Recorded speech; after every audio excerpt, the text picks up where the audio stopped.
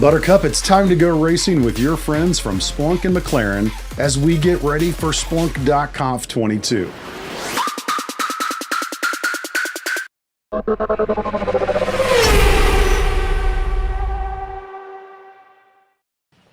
Well, hi, everybody. We're back with another edition of Race to Splunk's .conf22. I'm Corey Minton, director of the Observability Strategists team, joined by my buddy Matt Moore, Observability Strategist from Melbourne and resident data scientist on the team.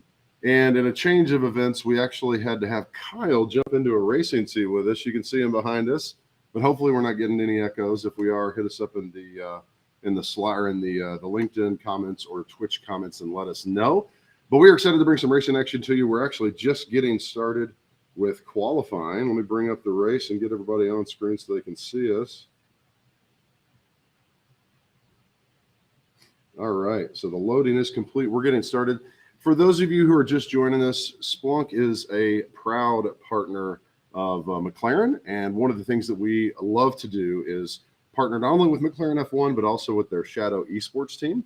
And this racing series, the Race to .conf, is really designed for us to get a chance to share with you some of the exciting activities that are going to be happening at .conf as it relates to motorsports, McLaren, and Shadow McLaren's esports team. And so what we're doing here today is we're going to show you a broadcasted race where we're actually going to take you into the F1 2021 game by EA Sports. We're going to go racing, but it wouldn't be Splunky if we weren't collecting data now, would it, Matt? Wouldn't even dream of it. So what we're doing now is we've got all these racers instrumented up with a cool application pulling data across their UDP stream, which is the output format for data from the F1 2021 game, and actually turns out a handful of other games as well. And we're actually bringing that data into Splunk, and throughout the race today, we're going to be showing you some data-driven insights powered by Splunk. So, Matt, before we get started the race, let's talk about what's actually happening on screen, what the folks are going to see. This is a qualifying session. Now, this is what's called a one-lap qualifier. You walk them through kind of how that happens. They come out flying, and here we go. Yeah, absolutely. Open the gates, fly through the lap. Best lap time gets best position at the start gate. So this is the point where I'd be putting my foot on the throttle and going straight into the corner. horribly disappointing everyone.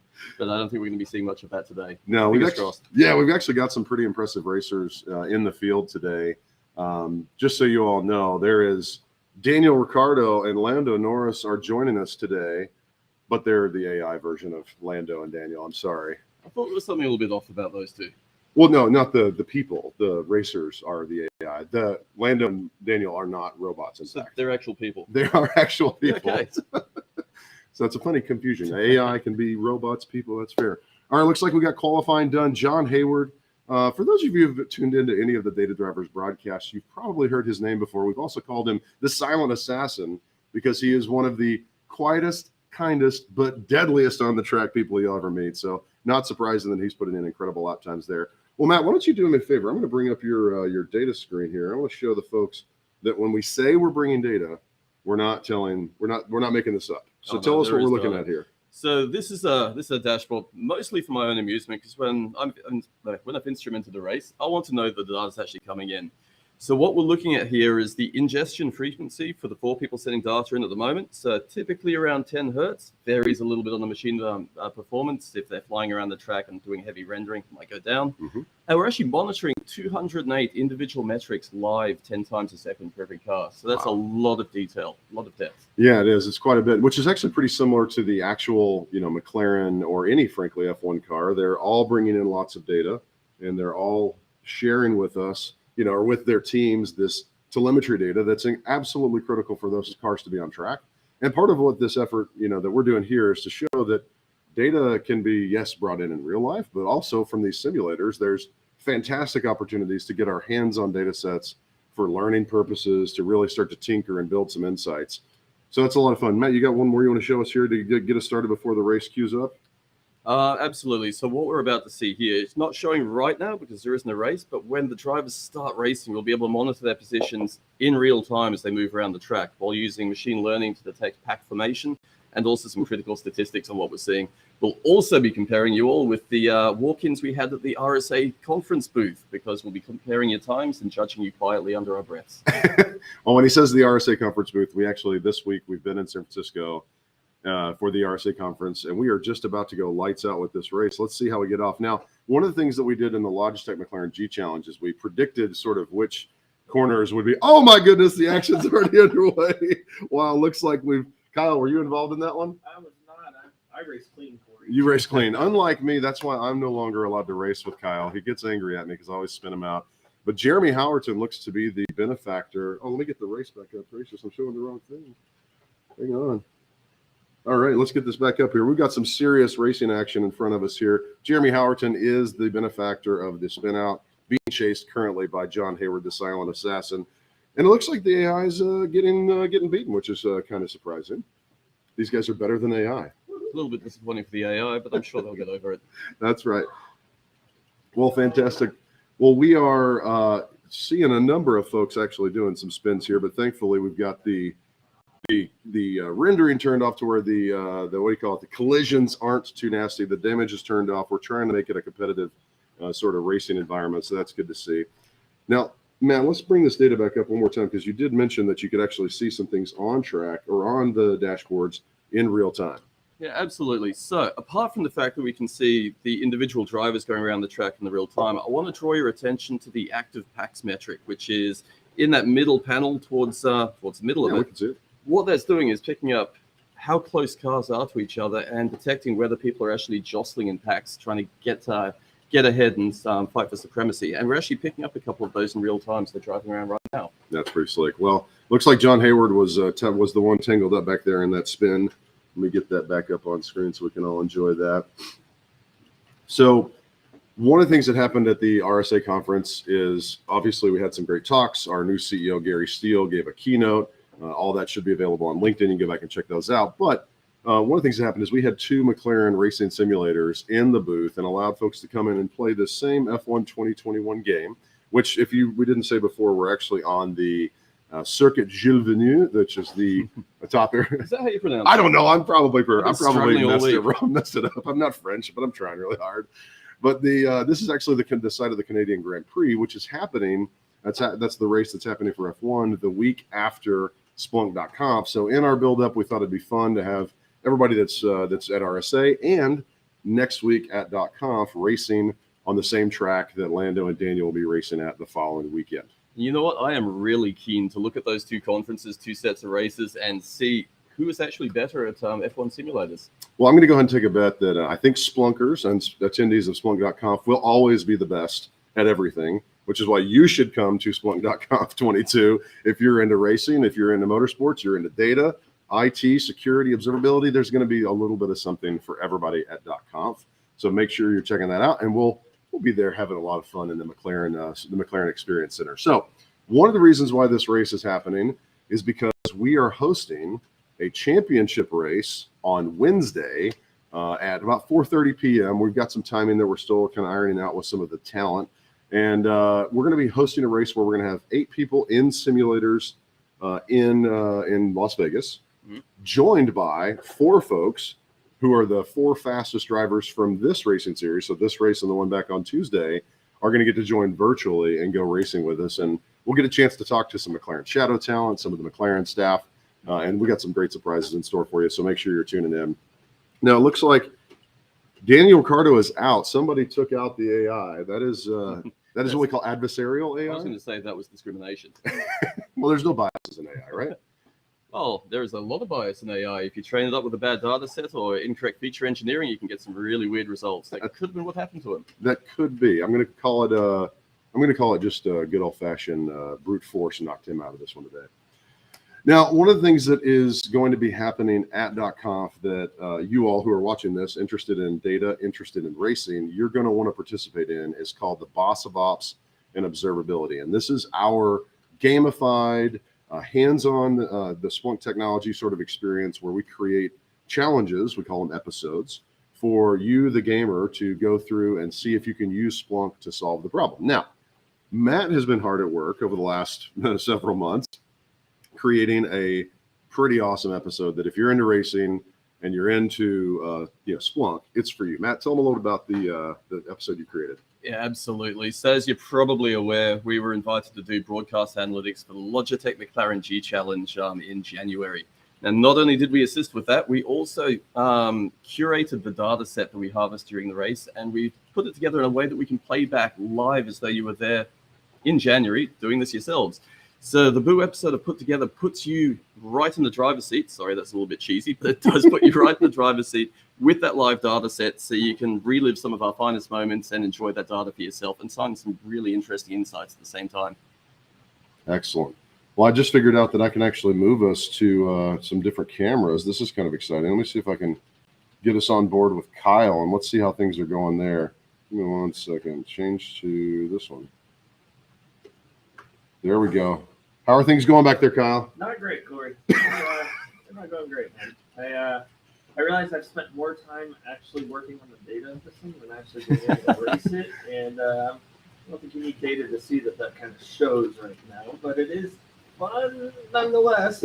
But yeah, having a good time, man. Nice, man. Well, we are actually seeing a pretty healthy race up there, and for first place, we've got Jeremy Howerton and a non-stick pan. I don't remember who a non-stick pan is on the. Bailey, I think? Is it Chris Bailey? That would be Chris Bailey. So funny story. Chris Bailey raced with us on Tuesday in the race.conf, this race that we ran before, and we were collecting data because that's what we do here at Splunk. And turns out he was running laps that were incredibly fast, and they showed up in our data set for our dashboards that we had at .conf, or excuse me, at RSA conference. And so on the dashboard up above the simulators, you had Chris Bailey's name, and it basically became a target. So Chris doesn't realize it, but he was the target that everybody was trying to beat at RSA this week. And I'm happy to say no one has actually knocked Chris Bailey out of top space. We also had a surprise guest during one of the races this afternoon where Mr. Slotterback started streaming data and was very competitive as well. It's actually an interesting segue because I saw a couple of people spinning out on the track there a little while ago. Now, good friend Tim Hard had some suggestions while we were looking at this yesterday, which we've turned into a piece of analytics running on one of these dashboards. So he asked me, are we getting cars direction or which way the car is facing in the data? And we are. So his question was, can we use this to work out where in the track people are spinning out or having accidents? And the answer is yes. By looking at the areas of the track with the highest deviation or the highest variance of your track direction, we can find the areas where people are actually doing 360s, driving into the walls and doing some weird and wonderful things. Nice. Now, is that what we're looking at here?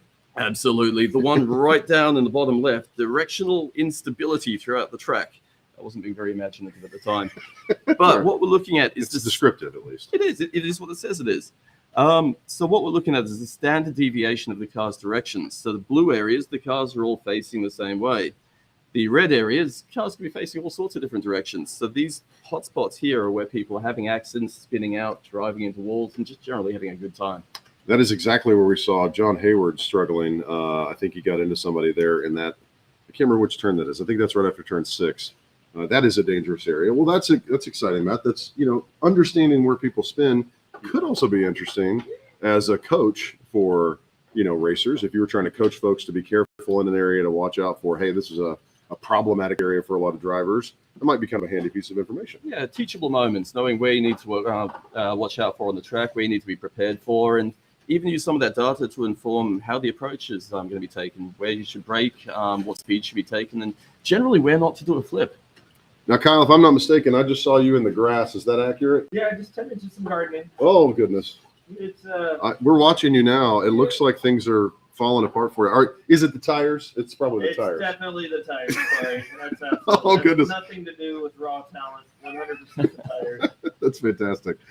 All right. So, as I was saying, for Boss of Ops and Observability, that's the episode that Matt created, again, based on Logitech McLaren G Challenge. Real data from real racers. Kyle, this is really sad. I'm actually going to have to stop watching you, or I think some people are going to get motion sick. Look away. It's a dangerous thing. So it's actually real data, and so you're going to have a chance to use many of the dashboards and the capabilities that Matt has built for us to solve some interesting challenges. But there's some other great episodes out there. One that's, I think, getting a lot of buzz right now is the FinOps episode. It's the episode that John Nussbaum and Robert Gustafson have created for us. And it's basically this concept of, hey, we have these organizations are spending a ton of money with a variety of cloud providers, but do we really have an organizational model that helps us really capture the cost of that, quantify it, understand it, and create a culture that actually enforces or engages the developers to make wise decisions on their cloud investments. And so we're actually have an episode where, based on the FinOps book from O'Reilly Media, there's some of the premises that they've covered there. We're bringing those to life in Splunk. It's actually going to be shown how to use Splunk to instantiate some of the FinOps best practices for cloud spend management in Splunk. So that's definitely one you want to check out. You can register for Boo at boo.splunk.com, and I'll put it on screen here so everybody can see it. I think you'll be able to see that now. Boo.splunk.com. Register for Boss of Ops and Observability. And Matt, if you think about Boss of Ops and Observability, what is probably the most fun thing that happens at Boo? At a guess, I would say it would be the live DJ sets, playing all the way through the competition. But in a very, very close second place is what Jeff did to Buttercup behind the DJs last year at .com. Yeah, that's a fun Easter egg to go check out on the broadcast previously. But it is true, we are going to have lots for those of you that are joining us in Las Vegas for Boss of Ops and Observability. Lots of snacks and refreshments, things to make the couple of 3 hours worth of gaming activity all that much more exciting and fun. And you can team up with up to 4 other players to join Boss of Ops, and that way you can kind of divide and conquer. You can help train each other. But really, for those of you who are thinking about joining us, it's probably the single best chance for you to get hands-on with Splunk and learn Splunk. If you're a Splunk Trust member, there's even things that will challenge you in this game. But if you're new to Splunk, it is a fantastic way to get started. And a lot of you folks I actually talk to, they actually invite a lot of their employees who are maybe want them to use Splunk, or they want them to see the power of Splunk applied to some of their use cases. Those are the kind of folks that we want to see at Boss of Ops and Observability. And just to quickly throw it out there, if you don't have a team together or you don't have a group of Splunk ninjas to come to your aid, we do have a single mingles channel. So if you come on the day and you don't have some friends to play with, we'll actually set you up with a team of your own. That's exactly right. And single mingle, you would think, oh, it's not going to be great teams. There's no chance that if you team up randomly, you're going to win. Turns out last year, the third place team was actually a single mingle team. Huh. All singles came together at the start of the event. So make sure you check that out. Boo is going to be awesome. Now, Matt, you're going to be kind of busy at .conf, not only running a lot of things related to McLaren, but I'm pretty sure you have a breakout session. Is that right? Absolutely. So I'm doing a session on detecting personally identifiable information in machine data using machine learning. It sounds dry, but it's going to be a lot of fun. And I even provide a link to my app so you can get hands-on with it yourselves. Please come and check it out. The session's called PII. Is not a 4-letter word, and it technically isn't. No, it's a 3-letter acronym, but I see what you did there. I like that. Kyle, how things going? It looks like things got a little out of hand again. Even worse, man. Apparently the F1 cars do not enjoy the grass. Oh. But I decided to do a little bit of NASCAR inspiration, go for a little oval circuit right over the Rolex logo. All right. I think I'm going to just keep my day job here, Corey. Thanks, so. Well, interestingly enough, I've actually seen most of the leaders actually already go through and pit and get a tire swap out. So not sure if you're interested. You're just going to make it run for 18 laps. You only got 7 laps to go. Corey, I've already put it once. I'm thinking about doing it. Have you really? I missed it. Oops. This is funny. I'm looking at the data and I can see where the pits occurred. They were all within the same very small time interval. Oh, let's look at that. Let's take a look and tell the folks what you're talking about here. Hang on one second. Let me bring this up. All right. Okay, because that'd be crazy not to detect pit activity.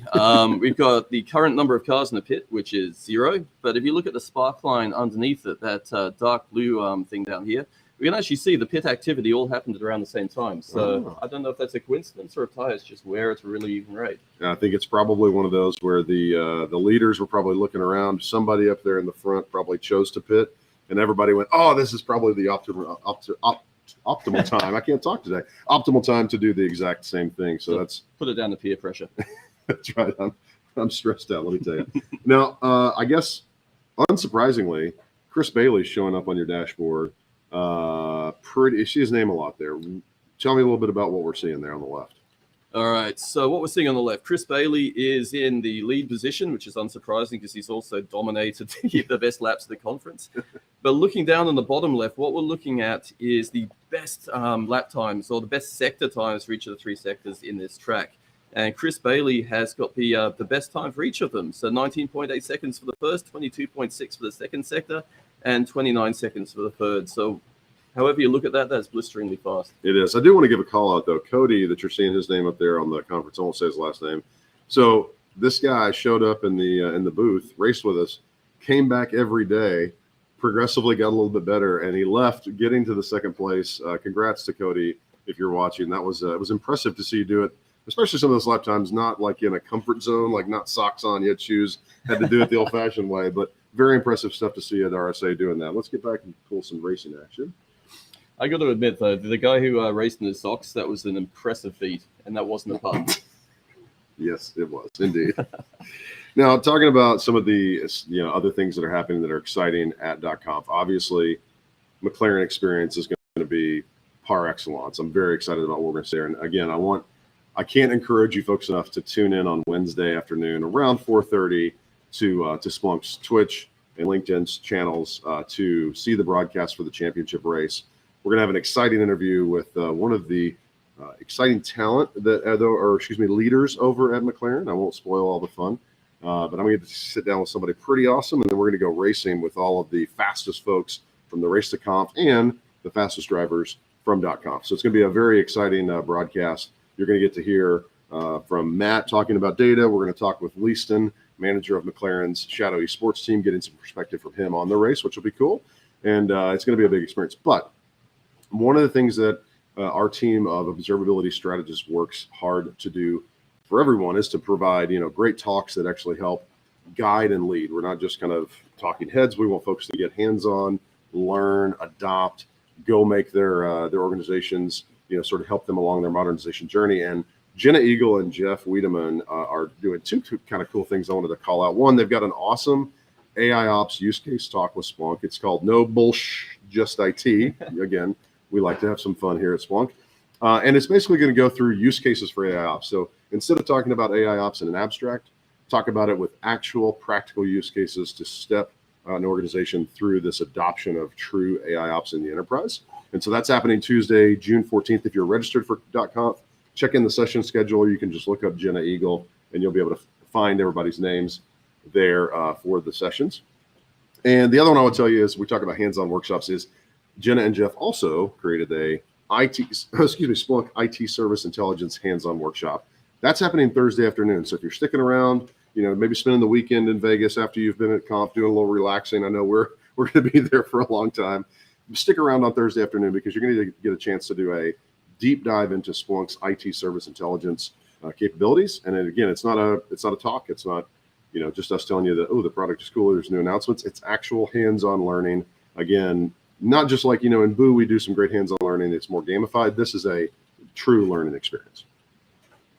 All right, man, let's see what we got going on in the race here. So we've still got Chris consistently just beating the pants off of all of us. Let's take a look at this dashboard you've got up here because I want to revisit the fastest segment concept. So let's go through this. Let's talk about this fastest segment in the composites. All right, so I wasn't very happy with just being able to measure race performance by your lap time. That's a pretty broad metric. So what we've done is we've sliced the track into little 100-meter segments, or 300-ish feet for the American crowd. And then we've looked at, over the last 20 minutes or so, who had the fastest time for those 100-meter segments. And what we end up finding is different driving styles and personalities tend to excel at different parts of the track. I mean, obviously, Chris Bailey is dominating some of it, but even though he's got the best sector times, we still have Jeremy Howerton having these areas, which he is generally faster than anyone else. Or John Hayward in these red areas here, which, looking at it, generally the fast straightaways. And Kyle Prince dominating the grassy parts.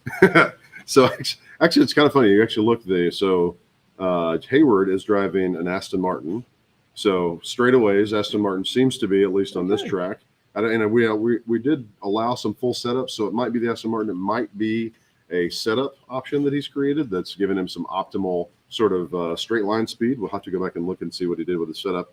But that's kind of interesting to see that we can break it down in those segments and really understand what does a great lap look like. So there's something I also want to point out really, really quickly, because it surprised the pants off me at the beginning of the conference, to be honest. Sure. So we're looking at where overtakes occur on this particular track in this middle panel here.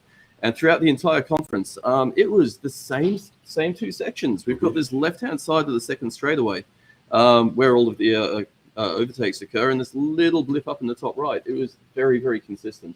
That surprised me a little bit. It does. That's actually kind of strange. So we're not seeing anybody clustered up too much. I think the The closest battle we have is Jeremy Howerton looks to be trying to track down Paul Ramirez. He's actually closed the gap by about a second in the last lap, and we only have 2 laps to go. We're going to see the white flag come out shortly, but it looks like Jeremy Howerton might be able to track him down. I don't know if he'll have enough laps to do it.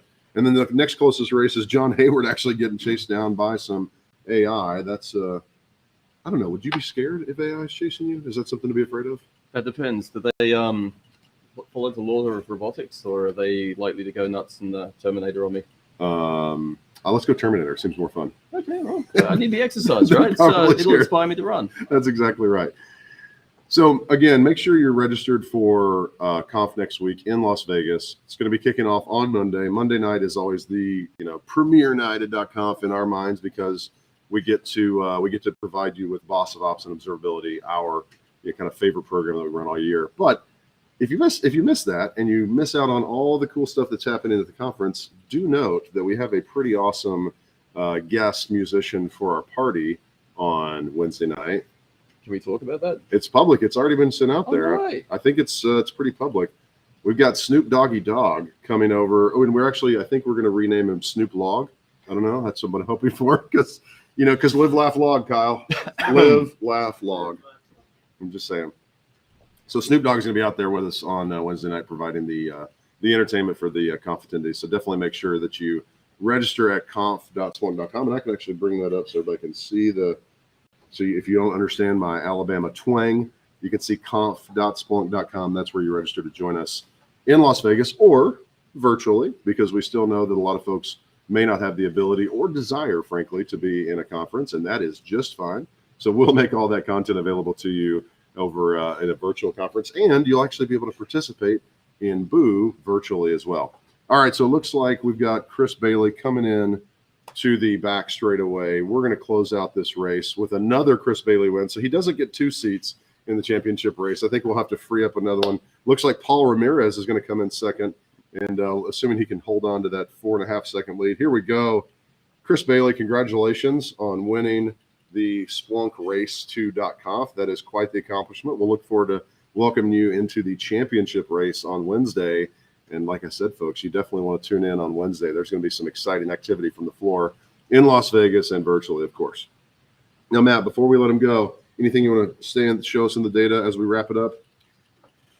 So just looking at the live dashboard again, we noticed a little bit of pit activity earlier on in the race. It does look like we had another car enjoying the facilities just a little while ago. Can we see who that was in the footage somewhere? I'm not sure that I'll be able to show that.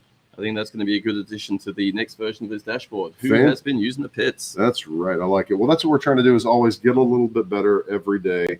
And folks, that's what we're all about. We're all trying to get a little bit better every day. And you can get better at using Splunk in your day job by having fun. And hopefully you understand that's what this is all about. Splunk's Data Drivers program, the program that we've been leading, is really designed to get people engaged, having fun racing, but also getting the chance to get their hands on data in Splunk, to use Splunk technology to solve problems using our observability portfolio of capabilities.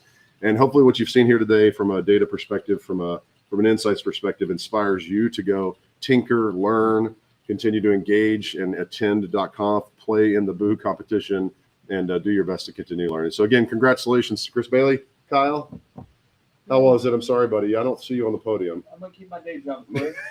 It's probably a good idea. Well, folks, like we say every time, whatever you're into, be data-driven and join Data Drivers.